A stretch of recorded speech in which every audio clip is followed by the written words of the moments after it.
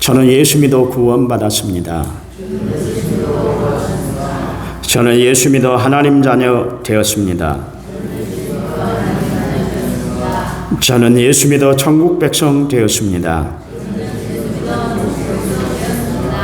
하나님이 주신 한 주간 최선을 다해 살겠습니다. 말씀을 아멘으로 순종하겠습니다. 아멘. 그런 삶이 되기를 간절한 마음으로 부탁을 드립니다. 부탁드려요. 에디슨이라는 그 유명한 발명가가 있잖아요. 이 사람이 천재는 99%의 노력과 1%의 영감으로 탄생이 된다. 그런 이야기를 했습니다. 그러니까 사실 1%가 중요한 것이죠. 1%를 강조하기 위해서 그런 이야기를 했습니다. 물리학에 보면 임계점이 있습니다. 임계점. 물이 끓는 온도가 100도가 돼야 막 팔팔 끓지 않습니까? 99도가 되어도 물의 성질이 변하지 않아요. 마지막 1도가 올라가야 물이 끓고 성질이 변하게 되어 있습니다. 이 1도의 차이가 물의 성질을 바꿔놓는다 할 것 같으면 난 지금의 신앙의 임계점에 서 있다는 것을 알고 그 1도를 높이기 위해서 성령을 통해 영적인 온도를 높이고 살아가는 성도들이 되시기를 간절한 마음으로 부탁을 드립니다. 3년 6개월 동안 이스라엘 땅에 비가 오질 않았어요. 하나님의 징계로 이스라엘 땅에 가뭄을 주셨는데 비 한 방울도 오지 않은 것뿐만 아니라 이슬까지 내리지 않도록 했습니다. 이스라엘 백성들이 가나안 땅에 살 수 있었던 비결은 뭐냐면 비가 1년에 꼭 3번 옵니다. 한 번 더 오면 4번 오는데 그러고는 안 와요. 우리는 수시로 눈도 오고 비도 오고 뭐 구름이 잔뜩 끼면 비가 금방 쏟아지기도 하고 그렇잖아요. 근데 이스라엘 나라는 특별한 지형을 갖추고 있었기 때문에 늦은 비와 이른 비, 장마기 그리고 또 한 번 비가 있습니다. 그리고는 일체 비를 내리지 않습니다. 그런데도 불구하고 그들이 살 수 있었던 비결은 뭐냐면 이슬이 맺혀요.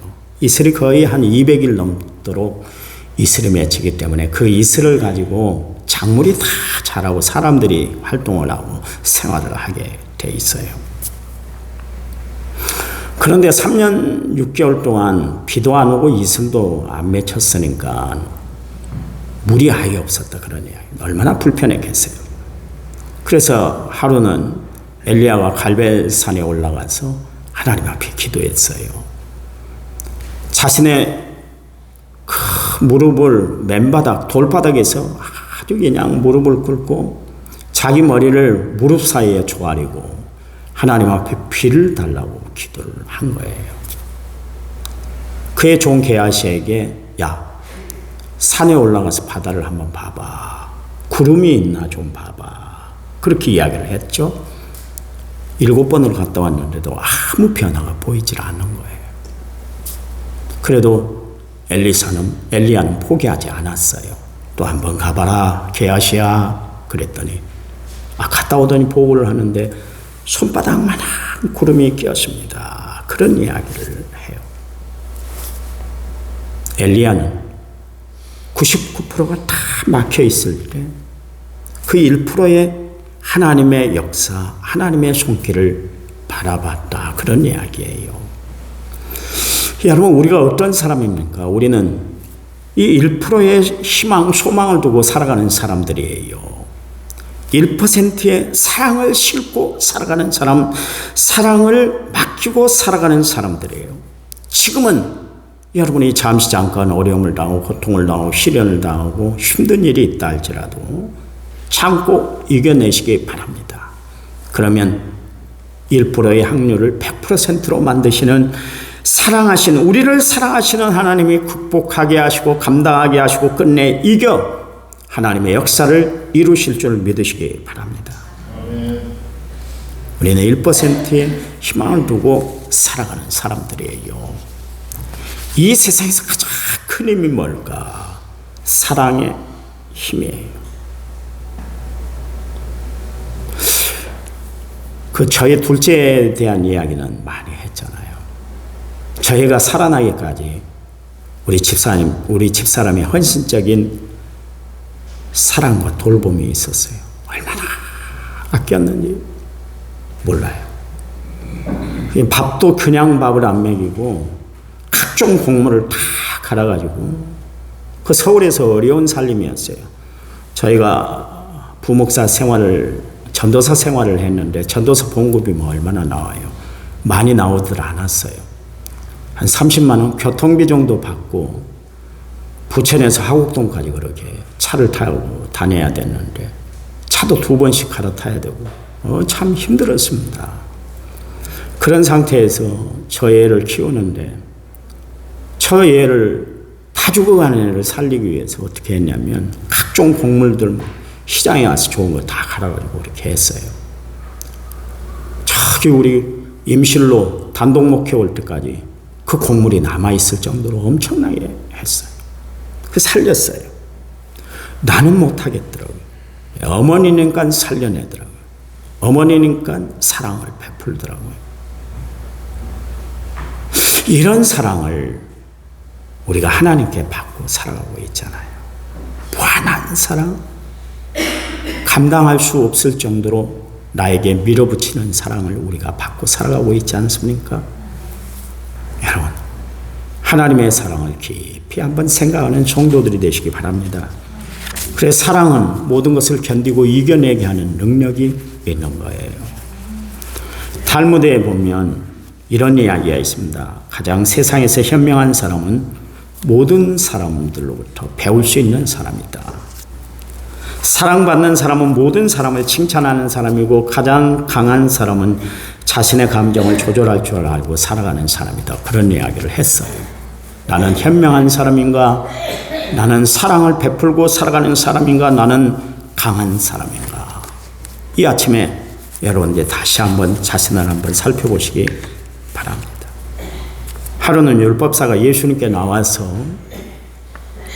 시험 삼아서 예수님께 질문을 했어요. 선생님, 율법 중에 어떤 계명이 가장 큽니까? 그렇게 물어봤어요.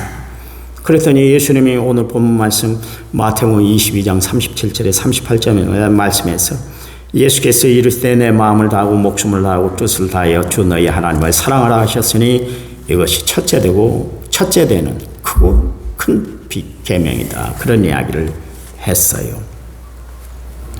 왜 성경은 우리에게 하나님을 섬기는 것, 하나님을 사랑하는 것이 제일 된 계명이라고 그렇게 말씀하고 있을까요?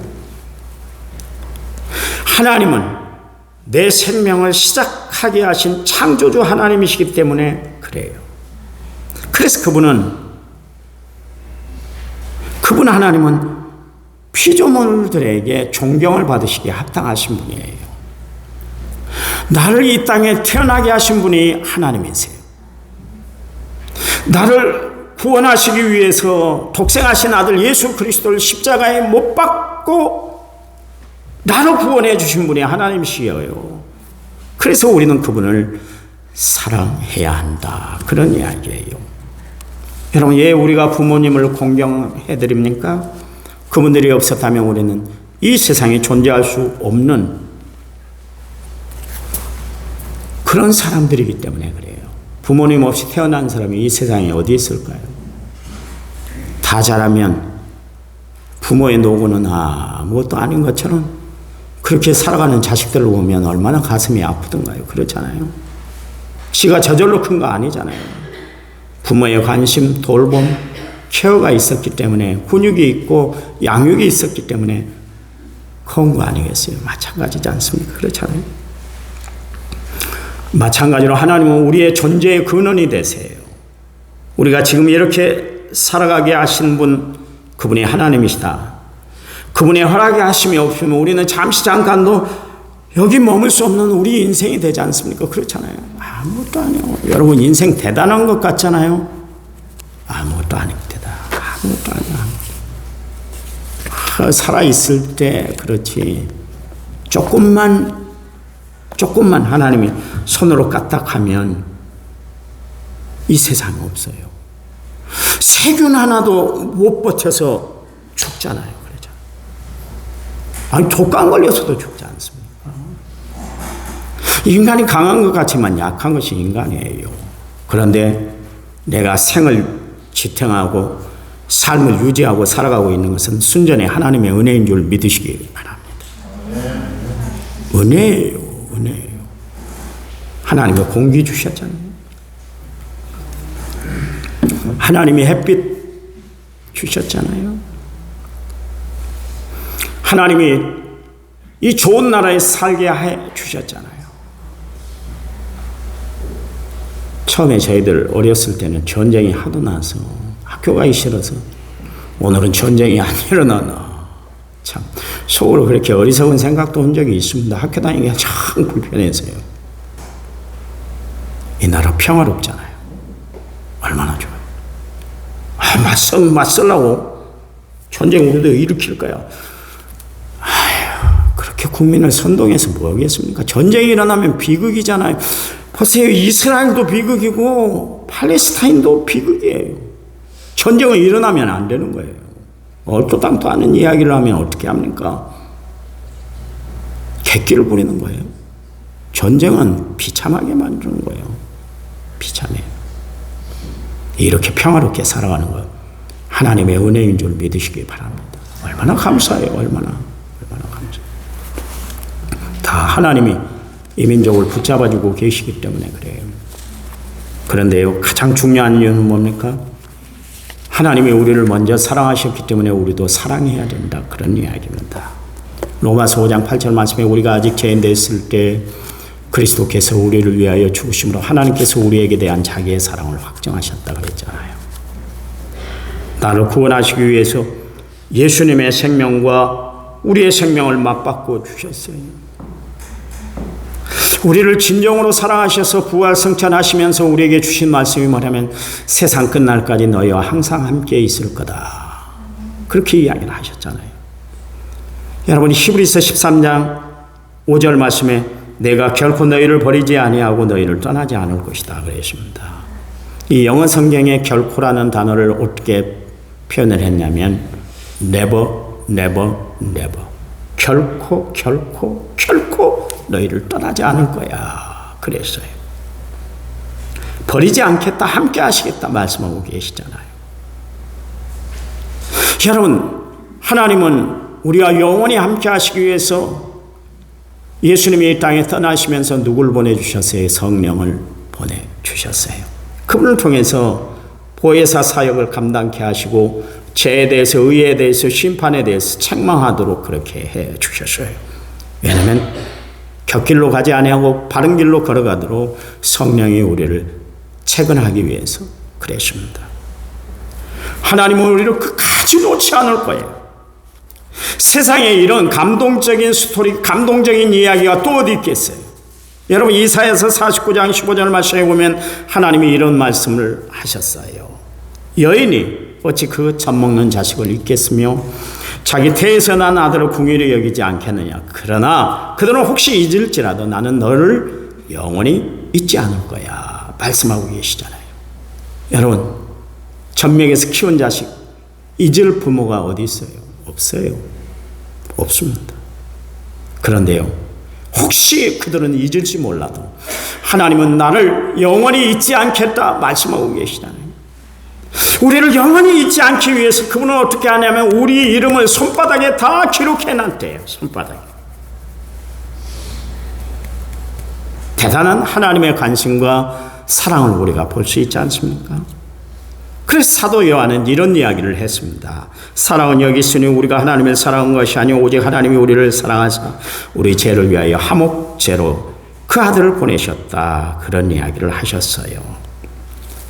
십자가를 지시기 전에 몇 시간 전에 주님은 마가의 다락방에서 제자들에게 마지막 고별 설교를 하면서 이런 말씀을 남기셨어요. 요한복음 15장 9절 말씀에 아버지께서 나를 사랑하신 것 같이 나도 너희를 사랑하였으니 나의 사랑 안에 거하라. 그러십니다. 사도 요한은 하나님의 사랑에 대해서 요한 1서 4장 11절 말씀에서 사랑하는 자들아 하나님이 이같이 우리를 사랑하셨은즉 우리도 서로 사랑하는 것이 마땅하다 그러십니다. 세상에 살아가면서 마땅한 일이 있는데 그게 어떤 일일까요? 서로 사랑하고 살아가는 것이 마땅하다, 그런 이야기예요. 여러분, 절대로 싸우지 마세요. 싸우지 마요. 싸우지 마요. 왜 싸우세요? 내가 하나님의 사랑을 받았다 생각할 것 같으면 남도 사랑하게 돼요.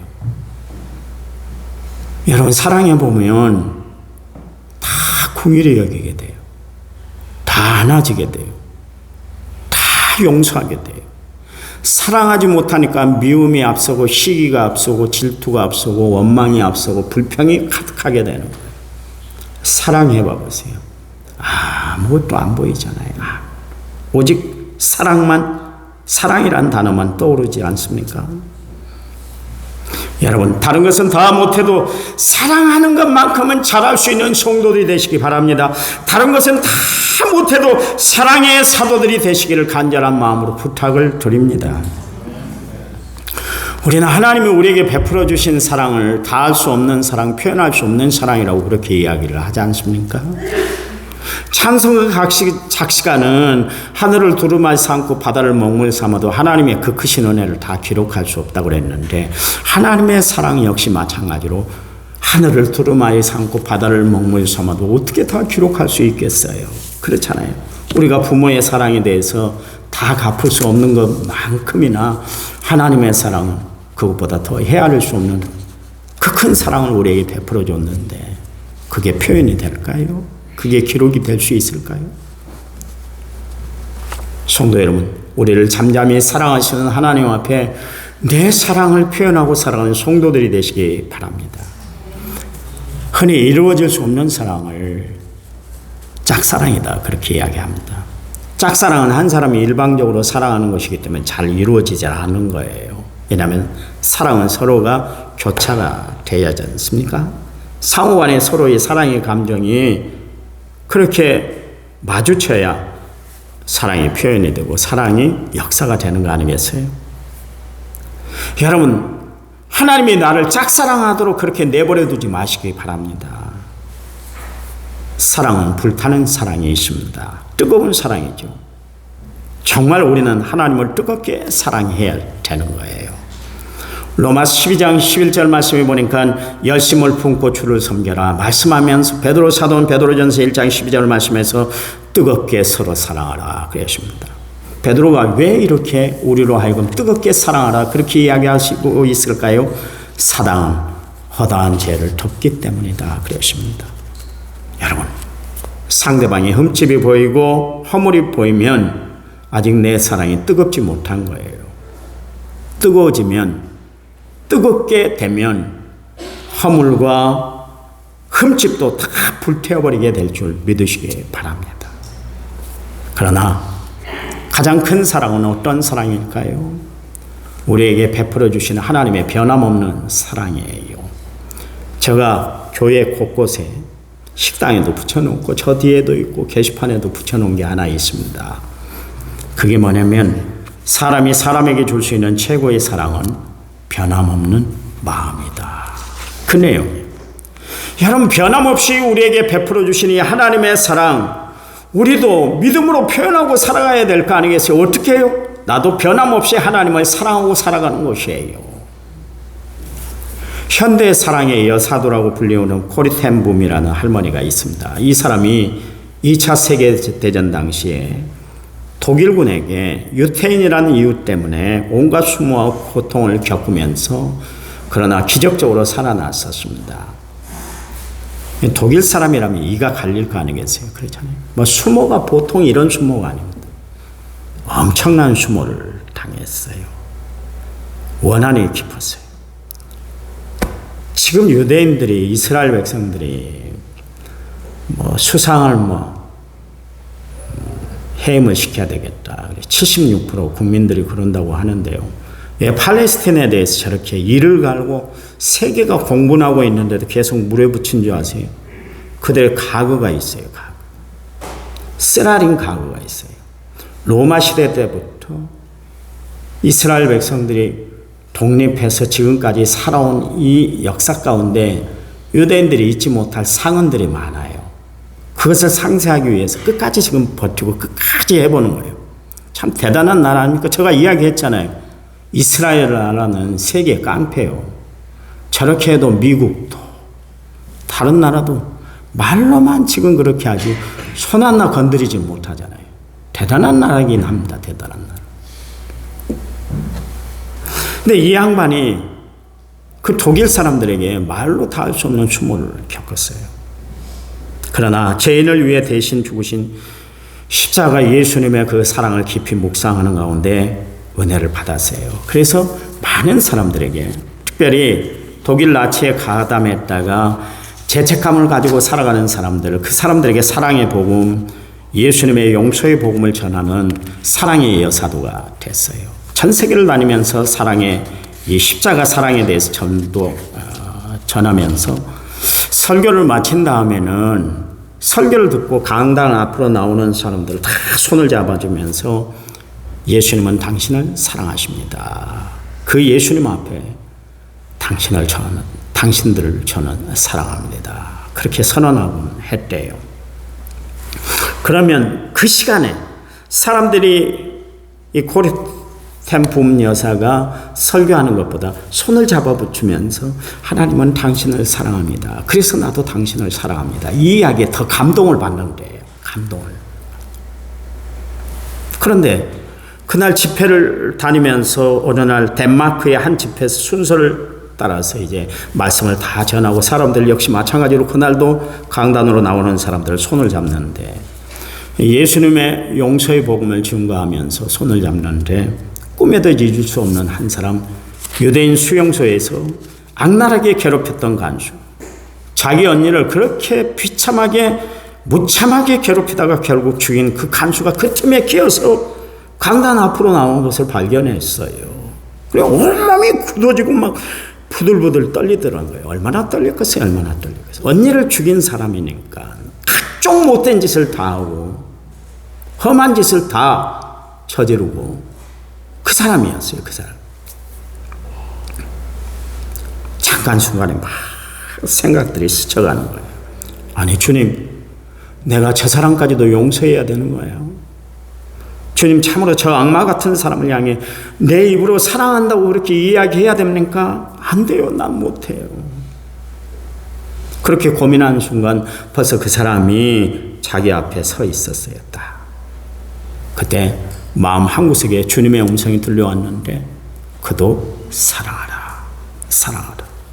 눈을 꼭 감고 코리템 그 할머니는 그 사람을 향해 손을 내밀었어요. 예수님은 당신을 용서했습니다. 그리고 그 사랑으로 주님 안에서 나는 당신을 사랑합니다. 그랬대요. 그랬더니 그 순간에 막 기적이 일어난 거예요. 코리 할머니의 마음속에 놀라운 평화가 임하면서 그동안 미워했던 차가운 감정이 봄눈 녹듯이 싹 사라지면서 오히려 자기가 저지른 지난날의 죄를 생각하면서 수없이 고통을 당하고 어려움 가운데 살아갈 그 영혼이 불쌍하게 보였던 거예요.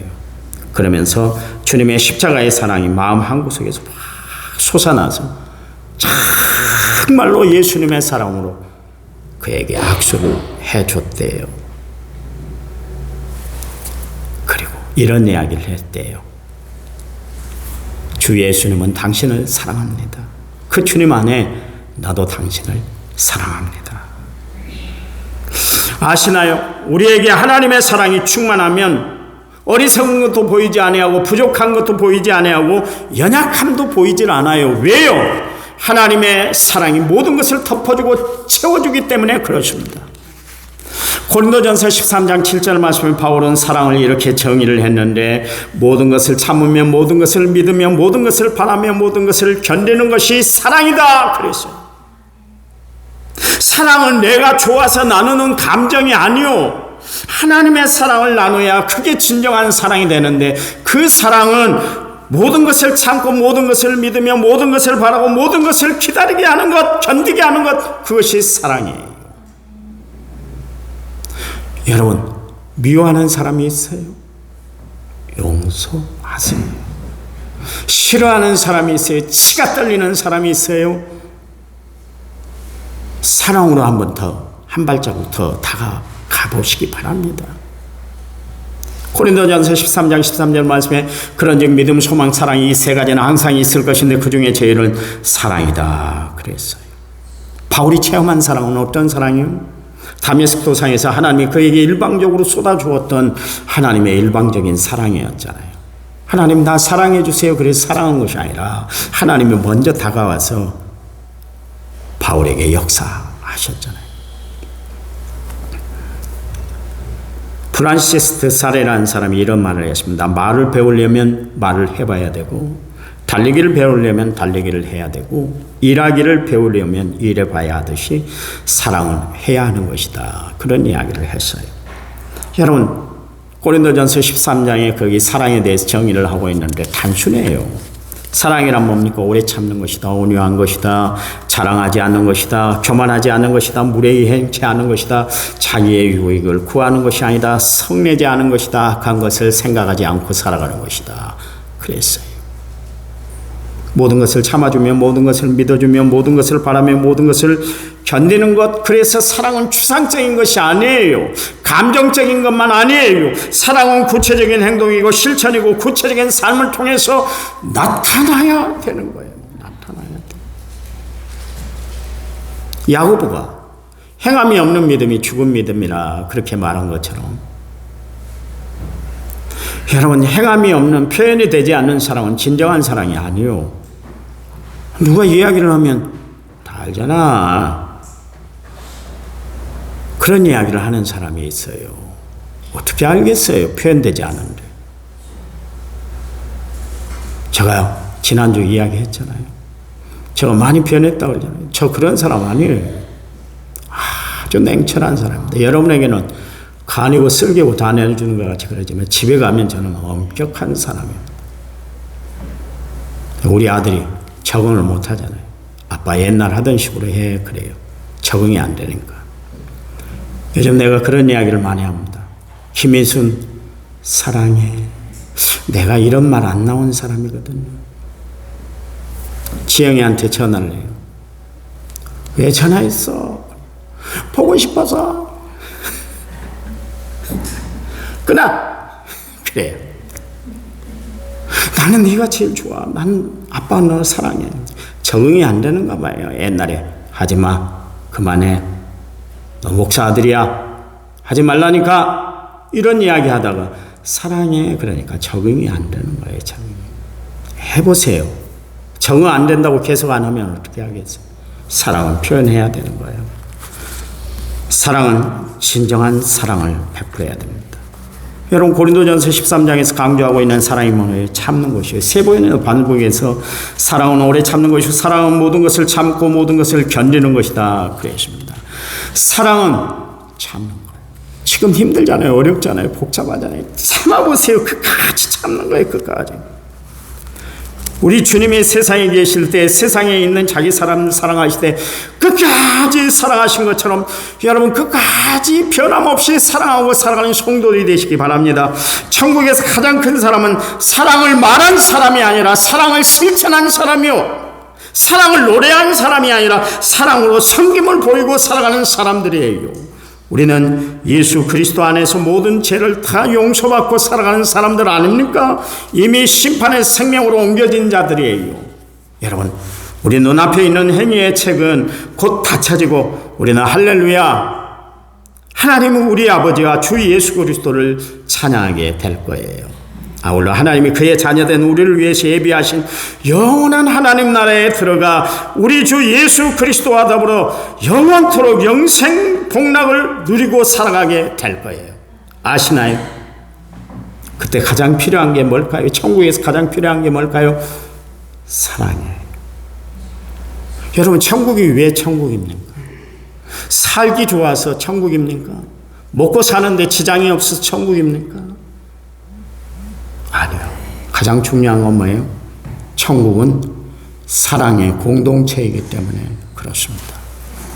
우리 남은 성결교회가 천국 같은 교회가 되어야 할 줄 믿어요. 그러려면 어떻게 해야 돼요? 사랑하시기 바랍니다. 옆에 분 손을 한번 잡고 사랑합니다. 진하게 한번 고백합니다.